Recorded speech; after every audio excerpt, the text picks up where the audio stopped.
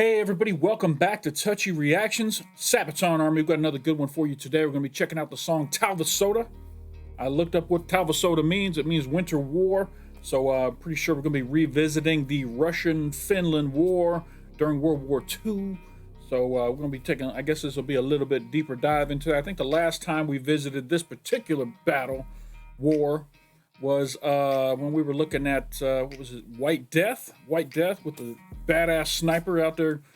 Probably has the highest kill count of any sniper in the history of war. So we're going to go back and revisit that war itself and learn a little bit more about it and see what Sabaton's interpretation of the song about it is. So that's what we're doing today. This song was requested by Andreas Larsson and Andreas Gaming 97. I have a sneaky feeling those two people are the same people.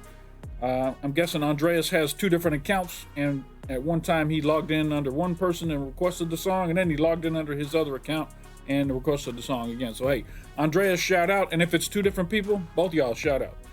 So we're gonna be watching 3 videos tonight. We're gonna do a lyric video, we're gonna do the Sabaton history, and then I found a live version that looks pretty good that we're gonna check out as well. That is it for the intro. Quick promo, like, comment, subscribe, join the Patreon. Thank you all for supporting the channel. I appreciate it very much. Now let's go ahead and jump into this official lyric video by Sabaton for the song Talvisota. Here we go.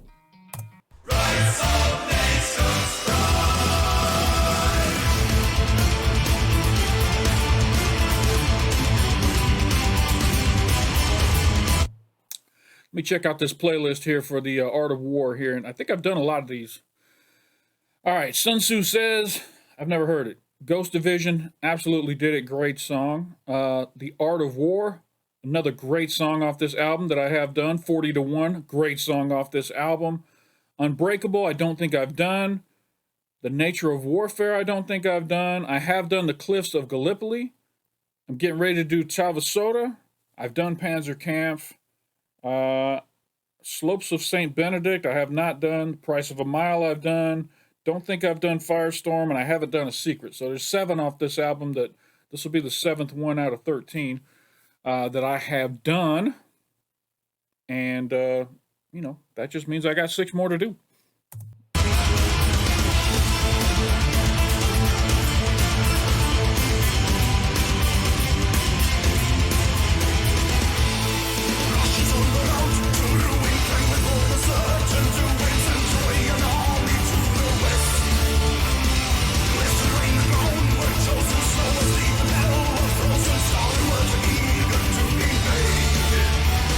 I wish they'd have turned the vocals up right here. It sounds like the music's overpowering the vocals.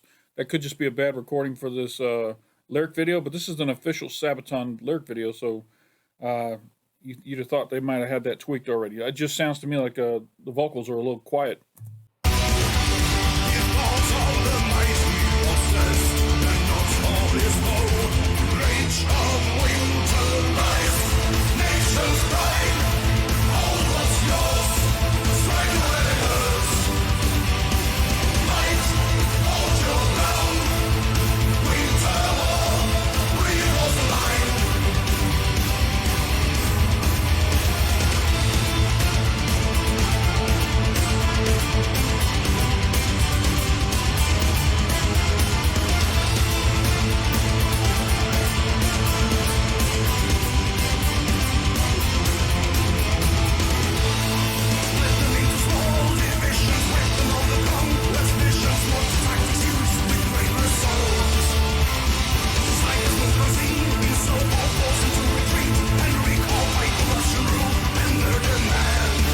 I like the cadence for these verses. I like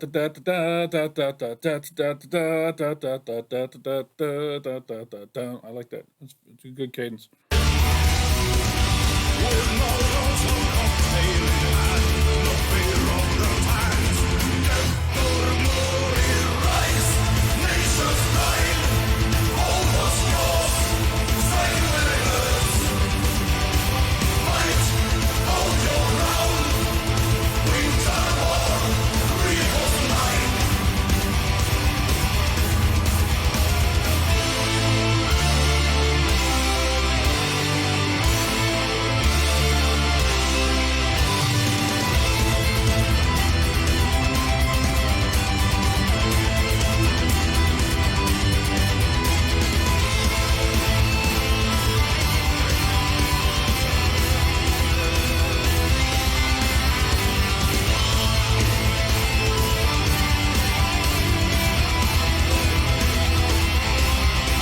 those all dead bodies? Eee.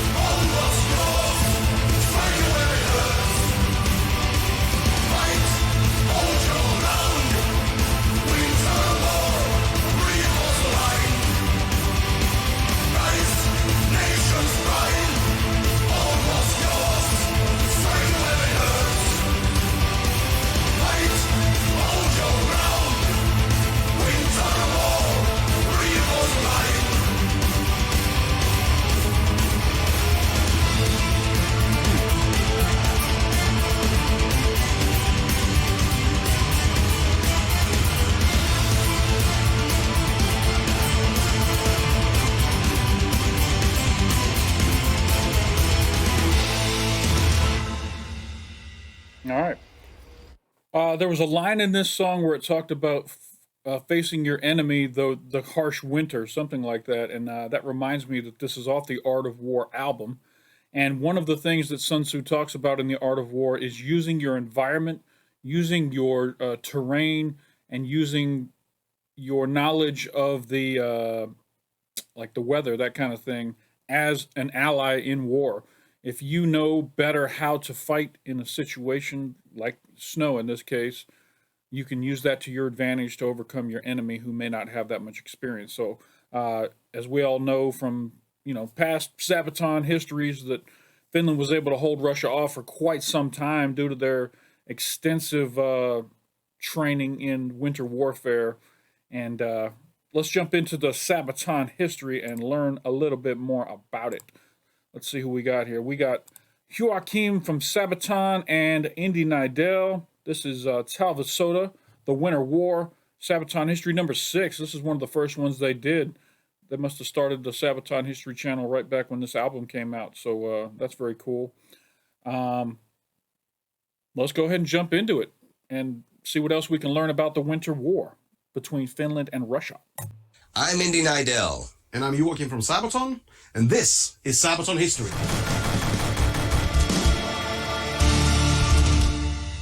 The Soviet Red Army invaded Finland in late 1939, and the Winter War had begun. The Soviets thought the war would be over in a matter of weeks, if not days, but they were wrong, as the Finnish defenders surprised the world with their tenacity. And our song Talvisota is a tribute to Finnish Sisu.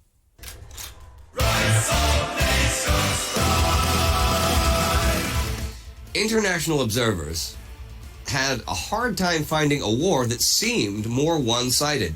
The military might of the Soviet Union versus little Finland with a population of some 3.65 million. Without modern equipment, without tanks or even allies, the Finnish seemed doomed from the start as Soviet troops crossed the border November 30th, 1939, starting what the Finns called Talvisota, Winter War.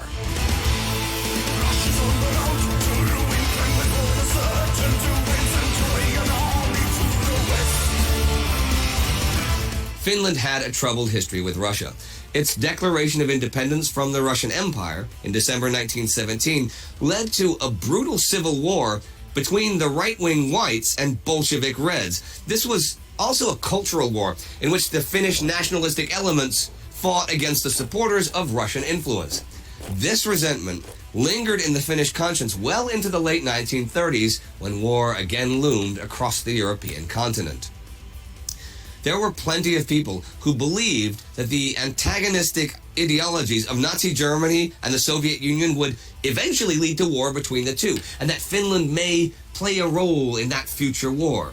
In the event of such a war, Joseph Stalin was concerned since the Finnish border was not even 30 kilometers away from Leningrad, and the Finnish batteries in the Gulf of Finland could threaten Soviet shipping in the Baltic Sea. Now, during the Great War, some Finns had quite close contact with the Germans, and there was even a Finnish Jaeger battalion that saw action with the German army. Stalin saw this possible connection as a real threat, even as the Molotov-Ribbentrop Pact went into effect in the wake of German and Soviet invasions of Poland.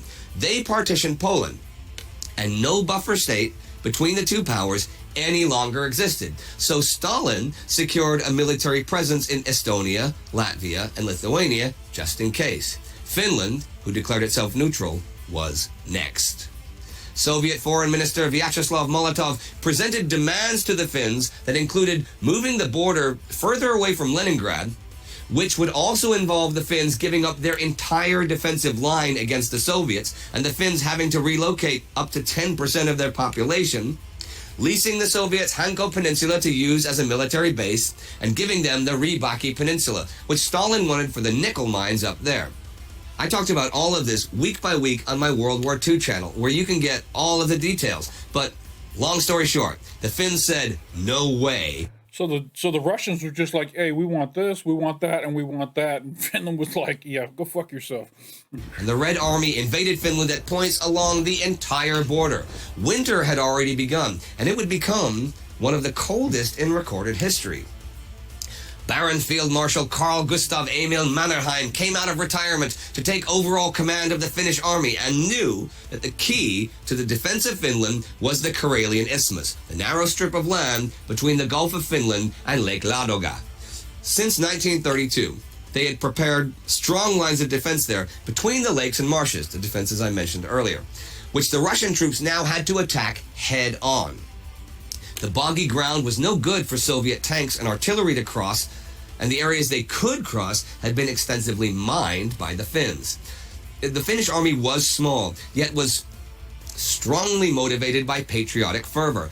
They could mobilize maybe a little over 300,000 men, wow, and were equipped with only outdated artillery and machine guns, with the exception of the Finnish-made Suomi submachine gun that was a serious weapon.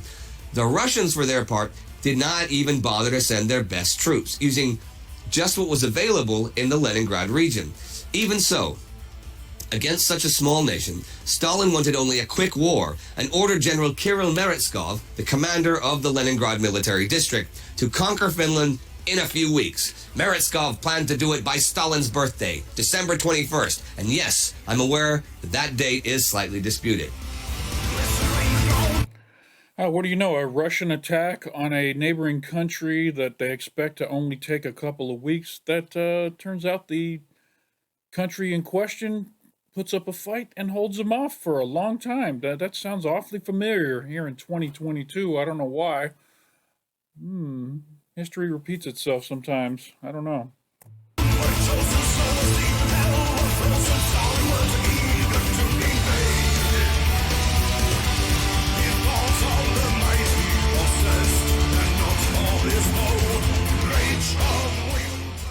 Meretskov would make a two-pronged attack to break the Mannerheim defense line. One force heading straight over the Karelian Isthmus, and another force making a wide swing around Lake Ladoga to outflank the Finnish.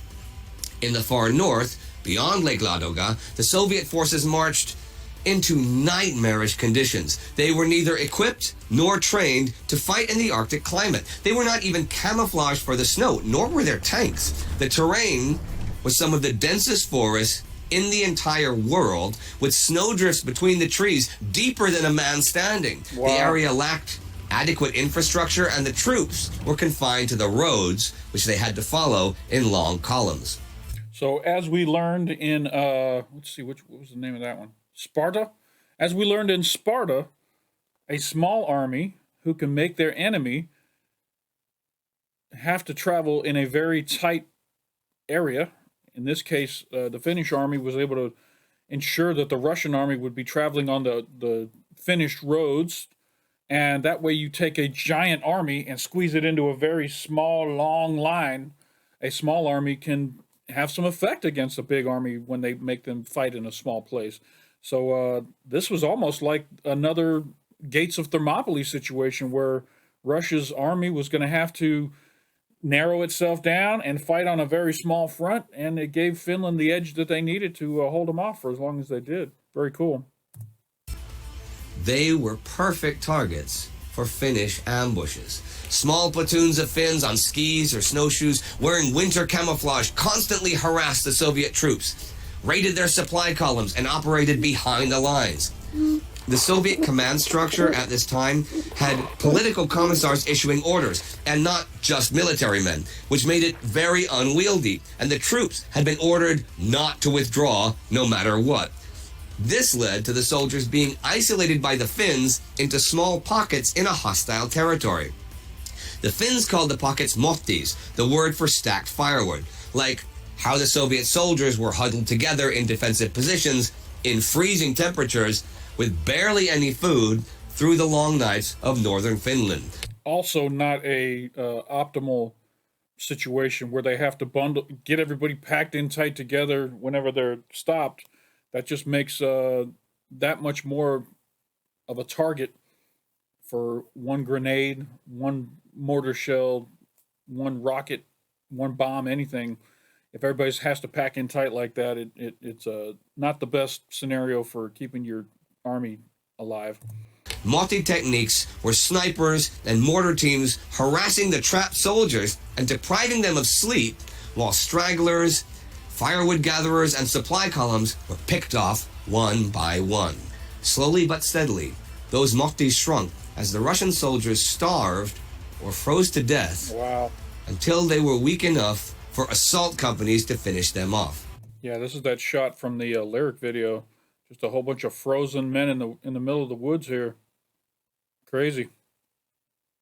What a way to go. Ugh.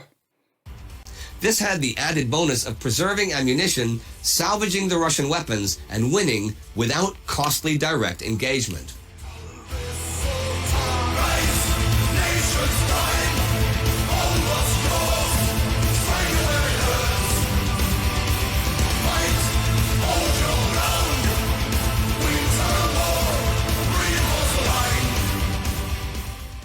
The Finnish defenses of the Mannerheim Line were strong, and that, together with the knowledge of the terrain and with having skilled NCOs trained in small group tactics, they could outmaneuver the Soviets, even heavily outnumbered. But they still lacked adequate weapons, especially weapons to deal with the Soviet tanks. One way was to sneak up to a tank and throw an explosive cocktail of gasoline, kerosene, and tar at it, hoping to ignite the machinery. They named it the Molotov cocktail after the Soviet foreign minister. He had said that the Soviet bombers would only drop food supplies, not bombs. When bombs were, in fact, dropped, they were called Molotov bread baskets. Molotov cocktails had, in fact, been used earlier in the Spanish Civil War, but it was here they got their name. Finnish humor did indeed spoil Russian hopes for a quick victory. Soviet high command grew frustrated with the lack of progress, but this came to a large degree from insufficient skills in organization and coordination between the Russian forces. Even though they had a big advantage in armor, artillery, and aircraft, they could not combine arms efficiently. The more mobile Finns could thus react to each threat separately and concentrate their small forces on where the Soviets attacked next. Throughout December 1939, the Finns consistently and devastatingly defeated the Red Army. But in the long run, they could not hope to beat the entire USSR's military. Help from other nations was often promised but rarely delivered, though volunteers from all around the world arrived and in many cases fought. With Semyon Timoshenko and Georgy Zhukov now in charge as 1940 began, the Red Army underwent a period of retraining for winter war and using combined operations. By mid-February, the Mannerheim Line was broken, and in the early hours of March 13, 1940, Finland and the USSR signed the treaty that ended Talvisota. So much like the Spartans at the gates of Thermopylae there, eventually the numbers did overwhelm them, and they ended up losing, but they put up one hell of a fight. And same thing here with the Finnish, trying to defend their country from the Russian attack.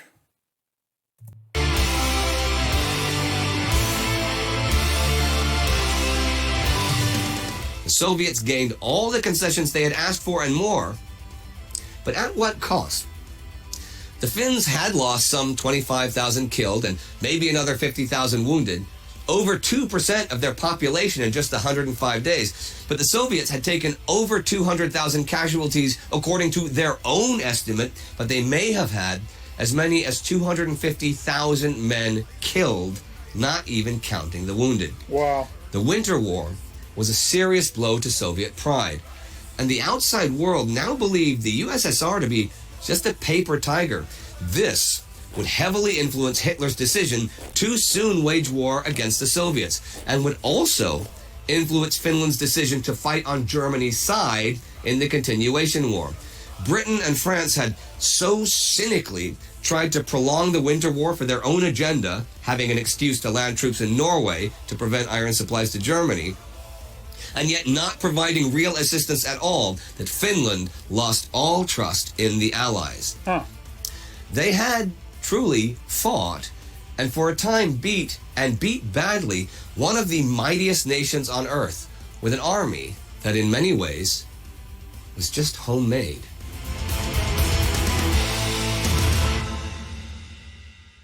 Now, you mentioned sisu at the beginning. Yes. What is sisu?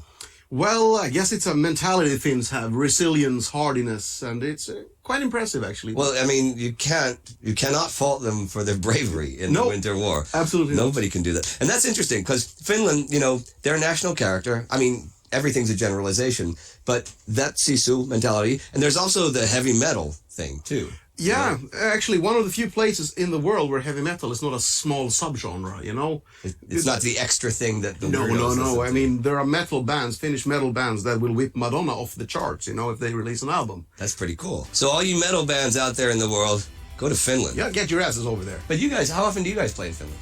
Not enough.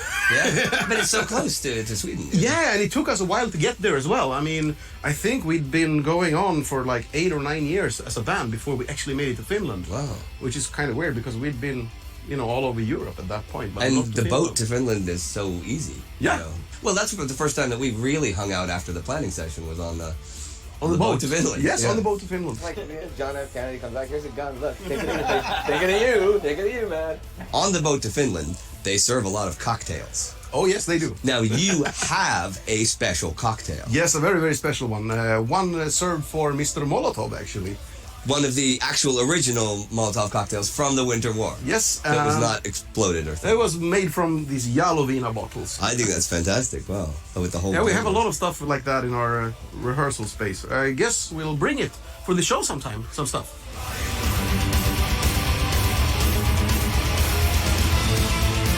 Talvisota, The Winter War, is on the album The Art of War.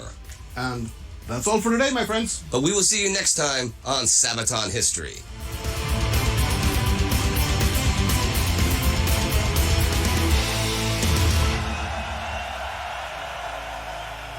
All right, everyone, that's it for today. But right now, I want to ask you a few things, okay? Please subscribe to Sabaton History, the regular Sabaton channel, of course, but also check out World War II and Time Ghost, all right? Right here, you got some videos, I guess, a cool playlist of more Sabaton history stuff. And also remember to check us out on Patreon, all right? We got a lot of support from you over these years, and this support is going to help keep this channel running, actually. So I hope to see you all on the road, and take care. Yes, of course. As always, support Sabaton on Patreon so we can keep having these great Sabaton history lessons. All right. I saw in the history there that they kept showing Wacken, but I could not find a live performance of Talvisota at Wacken. That must have just been some stock footage of when they were in Sweden performing. The best live version I could find here is Sabaton live at Tavastia by Random Traveler 2. That's the best live version I could find on YouTube. So I hope it's, I didn't miss out on a chance to see them at Wacken. But let's go ahead and jump into this live. This is Talvisota live at Tavastia by Sabaton. Needs to know, all right? So if you get that song, get it on YouTube, spread it to every fucker. We don't care about that. Let them hear about what happened there. Are you ready for Talvisota? This is some old Sabaton. I don't recognize either one of these guitar players. So this is real old stuff. I do know that obviously that's got to be Pear back there.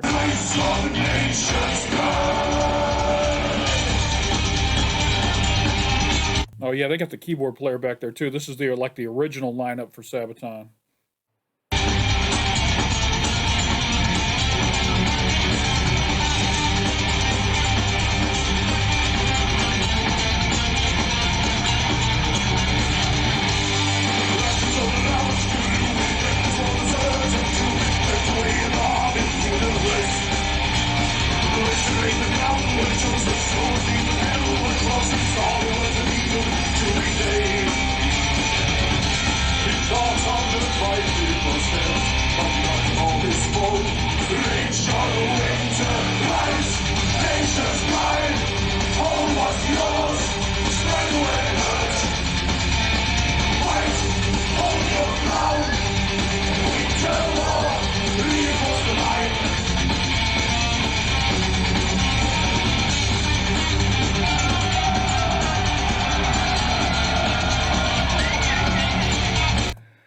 Love these small venues. I just went and saw The Warning last weekend at a small venue like this. It really gives the fans a chance to get intimate with the band. The band has a chance to really have fun with the crowd when it's not super overwhelming. I'm sure the band would love to be playing super large arenas, but this is a fun, intimate setting for the bands to be able to get out there and jam with their fans and have a good time. So, yeah, it looks like it was a lot of fun here.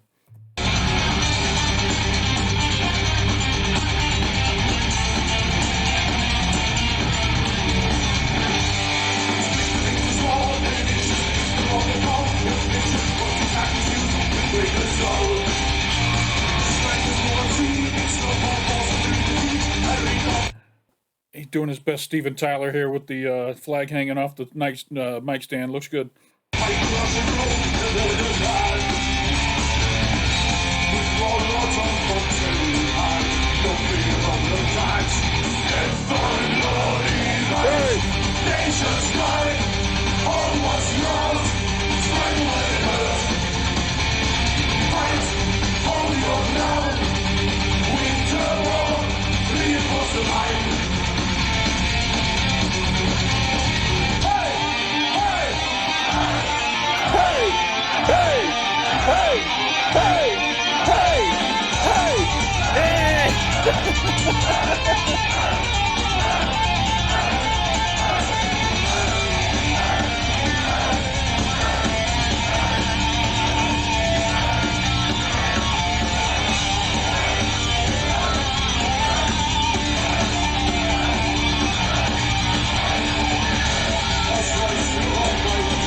That's a steep ass ramp they got back there, man.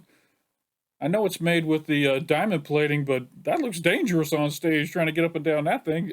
Pear was just back there standing on it, and I was worried about him. I was like, hey, don't slip and fall back there, Pear.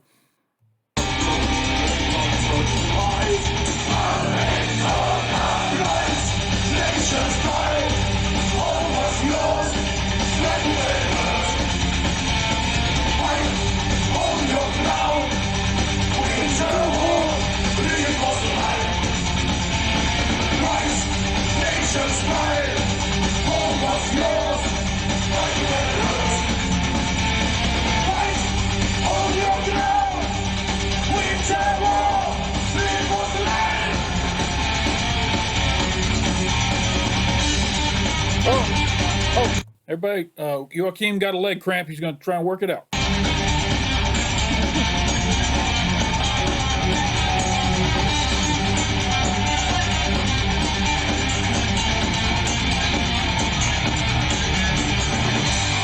Yeah. Yeah.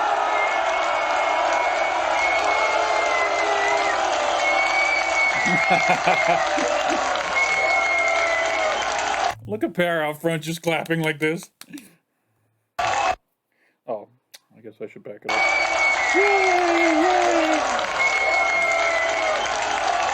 All right, that was great. All right, that was Talvisota by Sabaton. Thanks again to Andreas Gaming 97, aka or Andreas Larson. Appreciate the request on this. Sorry it took so long to get to it. You can thank the patrons because the patrons voted this one to the top 4 on last month's list. And this month they voted to see, let's see, we're going to be doing Rise of Evil next. Funny story behind the Rise of Evil request. one of the patrons was like, yo, I'd really want to see you do Rise of Evil. I know you're going to hate it. I was like, why would you request something you know I'm going to hate? And then all of a sudden it won the poll for the month of June. It was like, had the most votes. So we're going to be doing Rise of Evil. I look forward to hating it. And after that, we're going to actually revisit a couple of songs that I've done before, but I never did deep dives on. I think I'm going to do a deep dive on 82nd All the Way. And I think the second one was...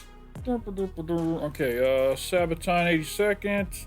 Oh, Christmas Truce. We're going to be doing a deep dive on Christmas Truce. Like I say, I've only ever seen the music video for that one, so going to revisit both of those, do a deep dive on it. That's what won the poll over on Patreon, so look forward to that later in the month.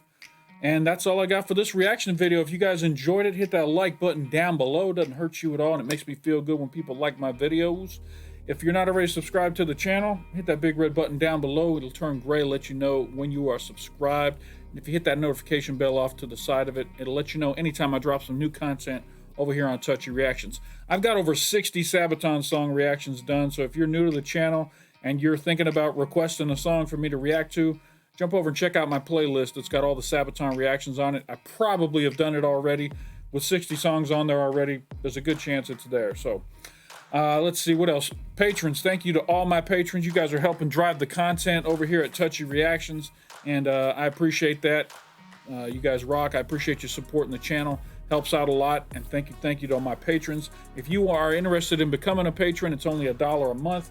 There's a link up here in the corner. It'll take you over to my Patreon page. You can sign up. Gives you instant access to everything I've posted, and you know, you can see all this stuff early and help participate in the what we're going to be doing next. The higher tier patrons get to participate in voting for what comes out the next month. If you join in the month of June, you might be able to get in on what we're going to be doing in July. So thank you to all my patrons. And I think that's it for this video. So, hey, appreciate you stopping by. And don't forget to come on back.